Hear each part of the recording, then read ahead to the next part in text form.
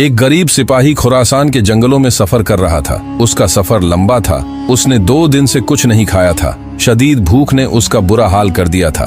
फिर वो इधर उधर घोड़ा दौड़ाता कि शायद खाने को कुछ मिल जाए। तभी अचानक उसे कुछ फासले पर एक हिरनी और उसका बच्चा घास चरते दिखाई दिए। सिपाही ने फौरन उनकी तरफ घोड़ा दौड़ाया। हिरनी तो भाग गई, लेकिन उसका बच्चा पीछे रह गया। सिपाही ने उसे बड़ी आसानी से पकड़ लिया। फिर उसे रस्सी से जकड़कर घोड़े की जीन के पीछे लटकाकर बांध लिया ताकि उसे घर ले जाकर पकाकर खा सके। वो बड़ी खुशी से जल्दी जल्दी में घर की तरफ रवाना हुआ। उसने अभी चंद कदम ही उठाए थे कि अचानक उसे पीछे एक दर्दनाक चीख सुनाई दी। सिपाही ने पीछे मुड़कर जब वो मंजर देखा तो उसके कदम वहीं के वहीं जम गए। उसने देखा कि हिरनी बच्चे की माँ उसके पीछे पीछे आ रही थी। वो थोड़ा उसके करीब आती और डर की वजह से बेचारी फिर से रुक जाती, फिर हिम्मत करके करीब आती। उसकी आंखों में लगातार आंसू बह रहे थे।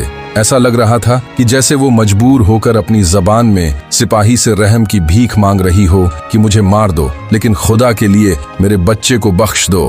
हिरनी के लहजे में ममता की ऐसी तड़प और बेबसी देखकर सिपाही का दिल हिल गया। उसकी आंखों में आंसू भर आए। उसे अपनी भूख याद ही नहीं रही। उसके दिल में ख्याल आया, मैं तो आज खाना खा लूंगा, मगर इस माँ का कलेजा हमेशा के लिए फट जाएगा। फिर सिपाही उसी वक्त घोड़े से नीचे उतरा और उसने हिरनी के बच्चे की रस्सी खोली और उसे आजाद कर दिया। बच्चा छलांग लगाकर अपनी माँ की तरफ भागा और माँ से जाकर लिपट गया। माँ दीवानी होकर उसे चाटने लगी। फिर हिरनी जाने से पहले उस शख्स की तरफ देखने लगी। तारीख के किताबों में लिखा है, उस वक्त हिरनी की आंखों में एक अजीब सी चमक थी। ऐसा लग रहा था कि जैसे वो आसमान की तरफ मुंह करके उस सिपाही के लिए दुआएं मांग रही हो। फिर सिपाही भूखा ही अपने घर पहुंचा और खाली पेट सो गया। उसे उसी रात ख्वाब में नबी करीम सल्लल्लाहु अलैहि वसल्लम या बाज रिवायात के मुताबिक एक बुजुर्ग हस्ती की ज़ियारत नसीब हुई। उसका नाम सबुक्तगीन था और उसे बशारत मिली, ऐ सबुक्तगीन, आज तुमने एक बेज़बान माँ के दुख पर रहम खाया और उसकी ममता की लाज रखी।